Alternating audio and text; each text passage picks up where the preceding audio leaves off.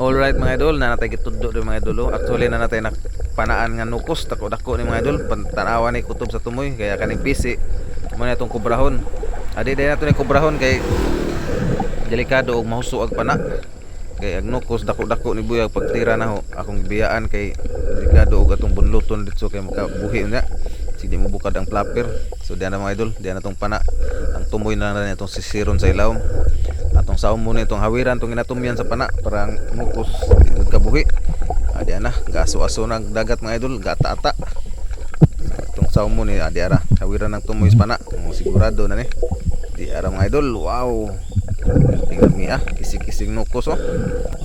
Kurat kay ko ani bagkita mga idol kay dito ra nes mabaw niya akong giblingkiran, niabot mi sa lawom.